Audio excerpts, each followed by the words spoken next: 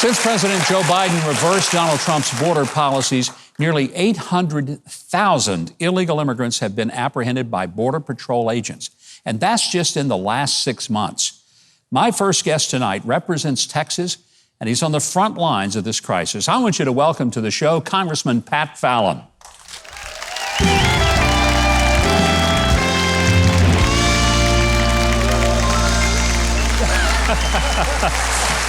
Congressman, it's great having you here.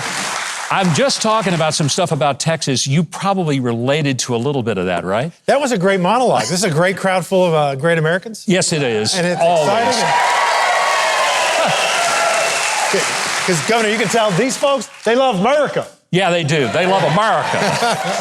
I want to get to something. We're going to talk about all these because there's two really big Texas stories, the border and then these legislators fleeing the state. But there's something about you that is just stunning.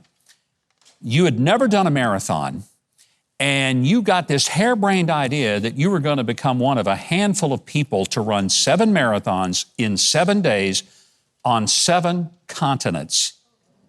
And you not only did it, you lived to tell about it. What on earth possessed you to take on something like that? Most people couldn't even think about it, much less accomplish it. My wife was helping a family whose son, 8-year-old son, had brain cancer. And it was a 5% survivability for a year. And I told her about this, that I wanted to do this 777. And she said, well, she was fond of me helping. She said, I don't want you to do it. I said, baby, why? She said, because you're going to die. And then I called up a buddy of mine. That's better than her saying, I want you to do it right, because you're going to die. That would be bad. And I called a friend of mine and I said, my wife doesn't want to do it. Susan doesn't want me to do it. And he said, don't do it, dude. And I said, why? Because you're going to die. So she did let me do it. Yeah. You know, and I was told afterward that I was the first person in the world that had ever done their first marathon on the continent of Antarctica. I believe that's probably right. Yeah. And I can tell you why. Because it's an extraordinarily bad idea to do your first marathon on the continent of Antarctica. It's like, what were you thinking? You know, that makes me think you're about as smart as some of those Texas legislators. What a great segue. What were those folks thinking? You know, so I served in the Texas legislature for 8 years, 6 in the House and 2 in the Senate, and I know most of these people. So let's be beyond honest and let's be candid and frank. There's some of them that fancy themselves to be the next governor of Texas. And they know they're not going to be strong enough in 22, so they're really aiming for 26. And they went with a 12-pack of Miller Lite, and they came back with 8 cases of Corona. You know? That's a great line. I like that. Wow. And I think the airline they flew on was the Delta variant airline. I got that. I loved it. Well, I mean, it blew up in their face like an exploding cigar, if I've ever seen anything. And now they're the laughingstock of the country. Well, just like you said about being ridiculed, you want to be serious in politics. Yeah. And they're calling it Jim Crow 2.0, which is very insulting. Yes. I think it's more like hyperbole 2021. Because we're talking about not making it harder to vote, but making it harder to cheat. Yeah. Nobody needs 24-hour voting. Who needs to go vote at 3:30 in the morning and drive-through voting? And adding a voter ID element to mail-in ballots is an extraordinarily good idea. And by the way, it applies, unlike Jim Crow, it applies to everyone equally, equal protection under the law. Well, the other big issue that's going on in Texas is what's happening on the southern border. Obviously, as a member of Congress, you've been to the border. You went there with President Trump. You've seen firsthand what's going on. Kamala Harris is supposed to be in charge of the border. She only went to El Paso, which is probably the mildest place the most secure sector. Where there is a border issue. What did you see when you were there with former President Donald Trump?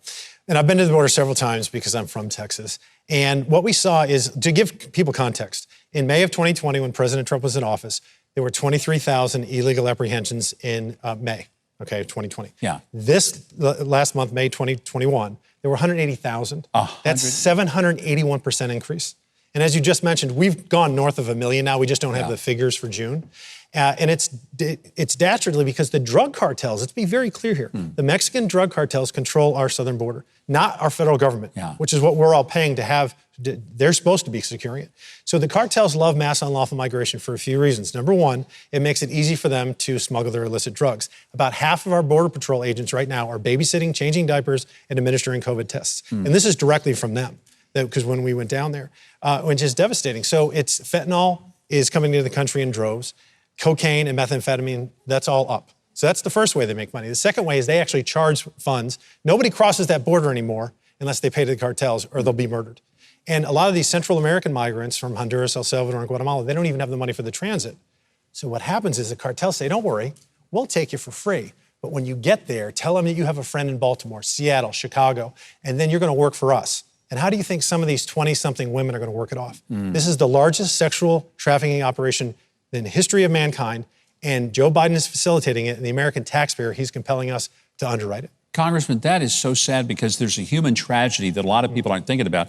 They see hordes of people coming across. They say, oh, that's terrible. They're coming to, get educated and get health care. They're being exploited. They're being used.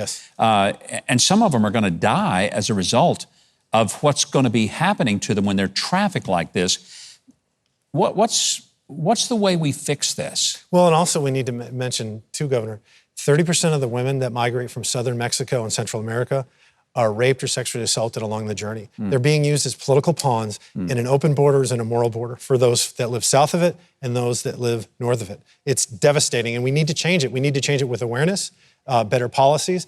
President Trump's policies were working. You know this. Yeah. You were a chief executive of a state. If you incentivize something, you're going to get more of it. Yes, you are. Joe Biden has incentivized it. We need to complete the border wall. We were with President Trump, and he's awesome, right? Yeah. And I love it when he goes off script. Yeah. Because his eyes change. And I never noticed that, but you know that? Yeah. And he's like this. He goes, I want to tell you something about Governor Huckabee. It's amazing.